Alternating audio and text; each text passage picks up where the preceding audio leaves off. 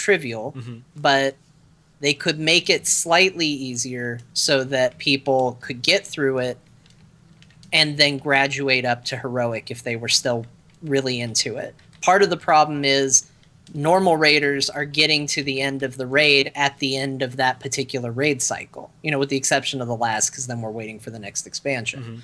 So as a result, there really isn't that desire always to progress forward with heroics. Let's also remember, though, that our perspective is not necessarily the only perspective out there. I mean, here we are talking about, you know, our experiences in normal rating and stuff like that, where there are plenty of people listening to this show who will probably write an email and say, you freaking noobs, we've been working on the 8th boss of Heroic Hellfire Citadel for weeks now, and we cleared normal in a single week or 2 weeks or whatever like that. So your mileage will definitely vary, and that's... I mean, that's, again, one of the biggest challenges that the dev team, when it comes to raid design, has, is creating encounters that, you know, are going to appeal to different play styles, different levels of difficulty and such like that, and you're not going to be able to please everyone. There's going to be a section of the player base that feels like encounter X is stupid, while another part of the player base is, why are you having a problem with that encounter? We beat it weeks ago. Yeah, right. Well, and sorry, go ahead. No, you're continuing. I'm slightly altering, so go ahead. Okay. So, but to me, that comes down to the importance of Blizzard having a vision for the game. And this gets into a scary place because, you know, there's been a lot of scrutiny lately on Blizzard on changing their minds versus sticking to their guns and all of that. But I think if Blizzard can come out and say, this is what rating is to us, this is what LFR is, this is what normal is, this is what heroic is, this is what mythic is, and this is what we design it around. While it won't make everybody happy because there's such a diverse group of players out there, if they say, nope, this is how we vision it, this is how we design around it, that's what it's going to be, there are your expectations. If you're upset, you're upset. Like, nothing's going to change that. But at least you know what they're presenting to you. So it's one of those things, it's like somebody recommending you a book. You know, if the book's going to be what the book's going to be. You either like it or you don't. And you either choose to read it or you don't. And what you say sounds great, and I completely agree with that. I think one of my biggest concerns as a normal mode raider nowadays is that it feels like the experience as a flex mode raider in Siege of Orgrimmar is different from my experience as a normal mode raider in Warlords of Draenor. Oh, yeah, absolutely. Very much. And I think that's one of the reasons why, perhaps, at least for me, Warlords of Draenor rating didn't feel as fulfilling as Mists of Pandaria, because, I mean, we had relatively the same group of people we're working with between Siege of Orgrimmar and the rating that we did in Warlords of Draenor, but the encounters in Siege of Orgrimmar, given we spent a year there, but those encounters felt far more approachable and beatable than some of the challenges we faced during raiding in Warlords. Orgorger says hello. Yeah, so this leads right into what I was going to say before, and that is Blizzard seems to be having the problem where they're Dragon Ball Z-ing it. So you have the raids from the first, you know, from Vanilla. You up them a little bit for Burning Crusade, up them a little bit for Wrath. We're at a point right now where, I mean, it seems like a lot of the boss encounters that we're fighting have so many mechanics going on because they have to top what happened previously. So I'm a little worried about what's going to happen with Legion. Like John said, I don't think they're going to tone it down. So at that point, I really think that the only distinguishing factor between them is going to be what they do with the different difficulties. Well, and I'll offer an additional kind of ray of hope for Legion, and I think this is going to be an important thing. With them, and again, we don't know everything. In fact, we don't know very much, honestly. Right. Raids gone! But with them addressing classes again and getting back into class design, it does open the door for them to make significant changes to what rating is as well, and to reevaluate what that is. And again, we're talking about a landscape that's a complete unknown at this point. We don't know how much they're changing classes. We just know that they're changing. We don't know how much they're changing rotations. We just know that they're changing. We don't know that they're changing anything with raids or raid difficulty. But you can imagine with the other things being changed that will be changed as well. So I think Legion is a really great place for us to look at raiding because a lot of stuff is going to change. But at the same time, it's an unknown at this point. I'm hopeful for it, though. So I definitely don't want anybody listening to get the impression that I'm saying, it's doom and gloom, because it's just going to keep getting worse and worse and worse. I don't think that's necessarily true. I think Legion gives us a really good place to start from if they're going to address a lot of the core mechanics at its base. Especially since a lot of it seems like it is, just a fresh start. Kind of like how Cataclysm was to the world, Legion really seems to be that it is to a lot of the gameplay and mechanics and everything that, we've known and loved. Yeah, Cataclysm was we're resetting the world. And Legion feels like, again, you got to keep using those careful words. Now I'm starting to understand where Blizzard PR is coming from. Feels like it's going to be a reset in a lot of ways on mechanics and design. I mean, I don't think they're going to adopt a completely different combat system or anything like that. But refreshing things is good. It's important. And to me, the easiest way to refresh yourself is to put on a brand new shirt every morning. In fact, there's nothing that feels quite as good as putting on clean clothes. It is your signal to your body that the day has begun. This is a new start. We are open to a world of possibilities. And what better way to invite positive possibilities than to wear your very own official Azeroth Roundtable t-shirt? You can find that at slashloot.com/podcasts. or under podcasts. I don't know if that was actually the web address. You know what? Go to slashloot.com. You'll find us. You'll find our shirt. It's got a Murloc on it. He's got a microphone, has our logo. You'll know it's us.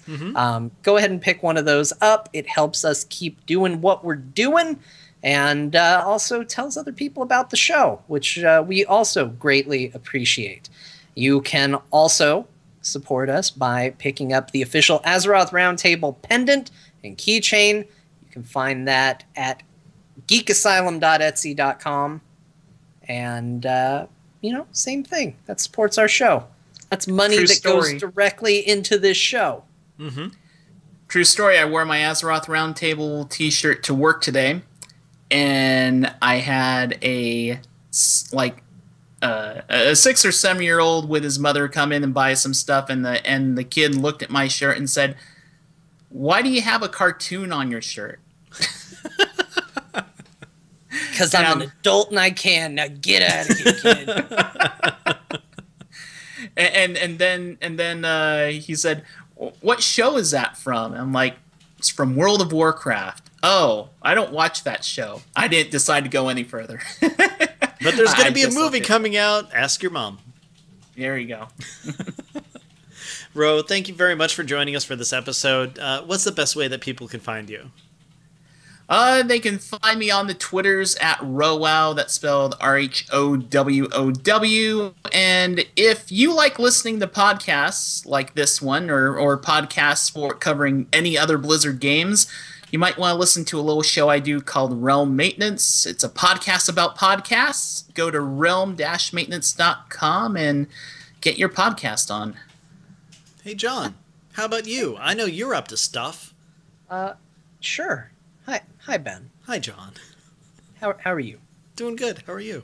Let me tell you a little something. Let me tell you about the best way to follow my news. You can follow me on Twitter. It's at John_Jagger.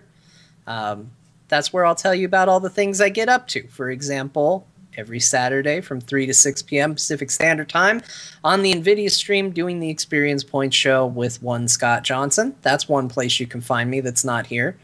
You can find me here too. But I will also tell you, Ben, that if there's another place to find me at any time, I will tell you about it on that very same Twitter feed. So check it out, follow it, and, say hey. I'll say hi back.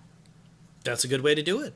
Yeah, if somebody says at John_Jagger, hey, I will @_your name and say hi.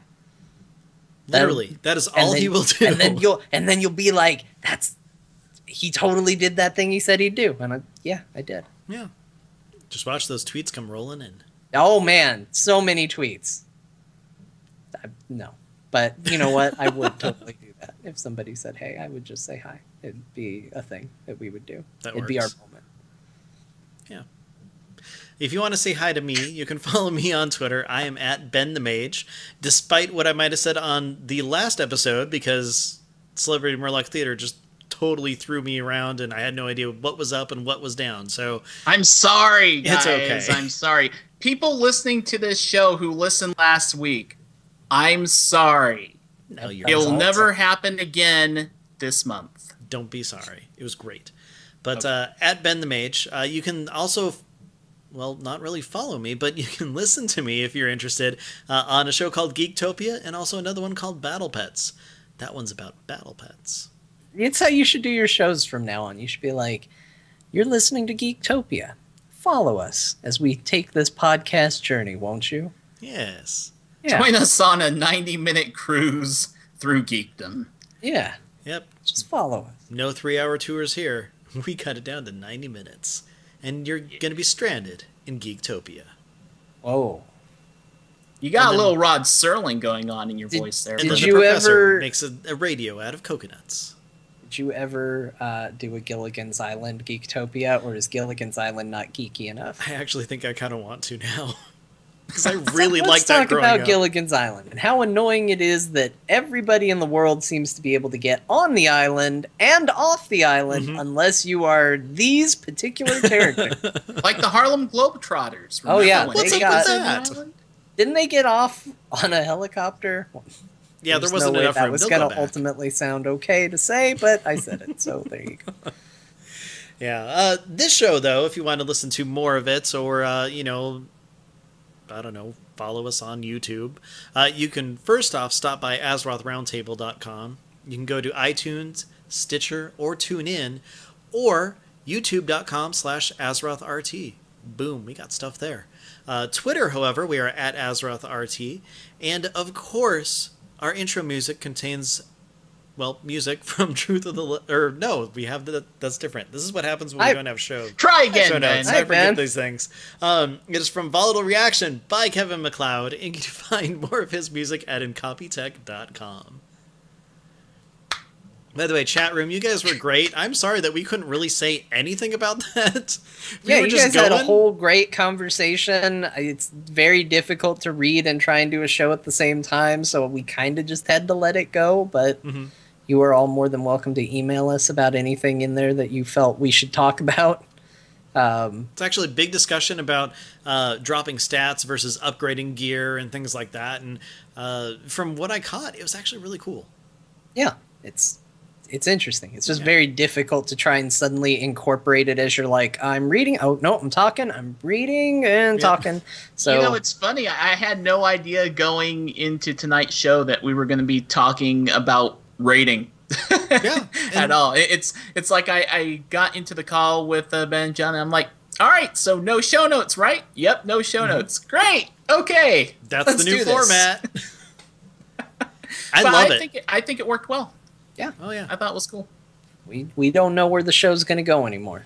We don't even have starting points. Where we're going, we don't need. Get up in the air and we just spin that wheel. See what? Four. But you are going to have a BlizzCon prediction show, right? Oh, yeah. All right. Maybe. But here's the thing, though. The twist you can do on the BlizzCon prediction show, don't come up with the questions beforehand. Oh, Think John, of the questions on the fly. See, the thing is, John's judging. Yeah. So he gets to come up with the questions. I get to Oh, come okay. up with the questions. This is going to be well, great. then, This then is gonna John's going to come up with the questions on the fly, so problem solved. This is going to be the best year ever. You're going to have me as a judge. I'm going to be cruel but fair. Okay. And you cannot name yourself the winner just because you're the judge. No, I'm not going to. All your answers suck. Have I win we- again. Have we confirmed yet whether the third person Nope. is going to be a part of it or not? I haven't even talked to anybody about it yet. Talk to people. We got time. Got nothing but time. The funny thing is, we don't have as much time as you'd think. I mean, where the heck did September go, guys? Is it the fact that I'm 40 years old now that time just seemed to triple in speed, now we're near the end of September? Bro, we're still in September. We I just passed the halfway mark. Look at all these weeks. There's only 10 days left in September, and then you know what happens? No, there's not. That's the 28th. There's still more days after that. There's a whole nother week, and most of another week after that. Yeah. Look, we're good. It's almost 2 weeks. All right. Yeah, we got time. Don't worry. I think there's going to be Diablo news at BlizzCon. As a current champion of Azeroth Roundtable, let me give you a freebie prediction. A chance to cash in some early points here. I think there's going to be some Diablo news. I got another one for you. The thoughts expressed by John do not count because he is currently the king. Mike Morhaime will be part of the opening ceremony at BlizzCon. You know what? I will also give you a warning. Here's my warning up front. No. If I feel people are going for safe points, there's going to be consequences. Thank you. Oh, man. You aren't going to like what happens if you go for overly safe points. I think there's going to be some sort of community video that has podcasters and or blog people. Yeah, come on. That was great. That was great. I love that one. Yeah, that one was funny. That was horrible. Every single one of us said it. Yes, I still kind of recall the look on your faces when I mentioned that. It's this kind of like uneasy, like, It's like, look, we all agreed. It's like, hey, that's a really good idea. We all saw that NDA, and we're kind of talking about it, but I guess not really. But it's a prediction, guys. I'm just, what if they made a video with a bunch of community people? What if time travel?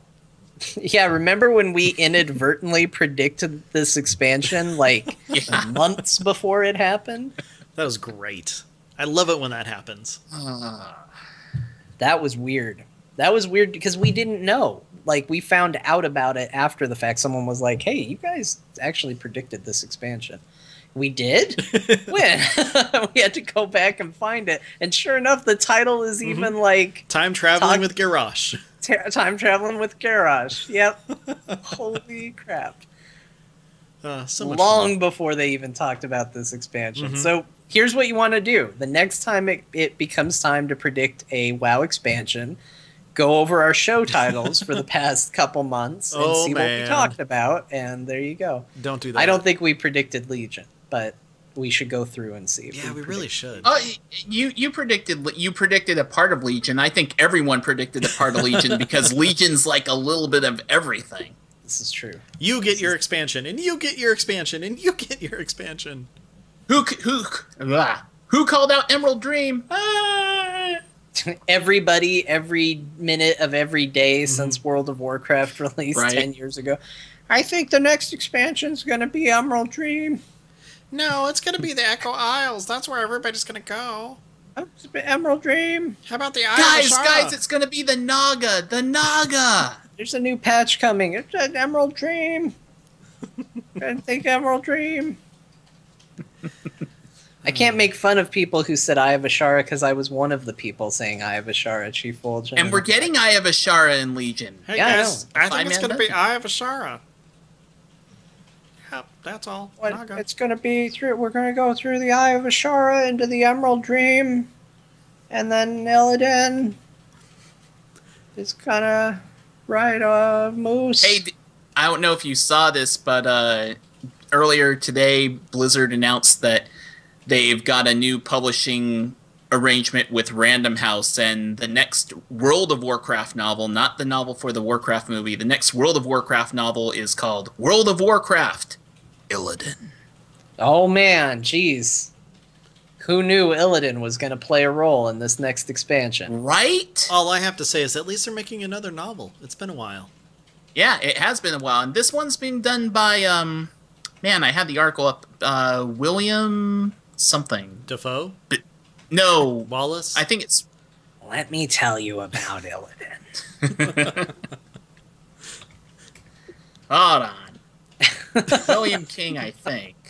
Why No is that relation Heath to Ledger? That was the Joker voice. I don't know. I can't do a William Dafoe. You do. Do you want to know how he lost Yeah, his William eyes? King. World of Warcraft Illidan by William King. Here you're something of a science whiz. Wah. He's like a mafioso penguiny guy. Where? See? Where? I'm William Dafoe. See? Where? Is he like crying? Wah. Where? I'm Wah. sad. My suit looks like a Power Ranger. Where? He's done so many more roles than Spider-Man, but that's all I think of. Yeah. Although really I is. do quote him screaming "Avenge me" quite often. So there you go. There's a quote from Spider-Man 2 that Wait, John. It's a Yes. quote from what? Spider-Man 2. Oh, I didn't even open up my soundboard. Because we haven't really used that in 2 episodes. Yeah, since you changed the show and decided, you know what? F the notes. Let's just go. Every time I hear the name Sargeras, I think of a Italian restaurant called Sardella's. Pizza and wings. Yeah, they have this whole little theme, so every time I hear Sargeras, I just think Sargeras pizza and wings. Sargeras makes my favorite thing. Sargeras. Man, those have got to be some Sargeras. spicy wings. They taste like burnout. Sargeras wings. Spider-Man! There we go. There we go. Yeah. Oh, totally on time, Yep. too. Totally. Try our Fellfire wings. Mmm. They're green. Sargeras pizza and wings. Is that a worldwide thing, or is that just here in Phoenix? It's Phoenix, I think. Oh, jeez. Spider-Man! There, twice. Sargeras, Sardella's, pizza and wings. Spider-Man pizza and wings. All right, guys. Well, I'm going to cut the stream. Thank you, chat room. You guys were awesome, as always. Bro, thank you. John. Thank you. Finger Everybody guns have to a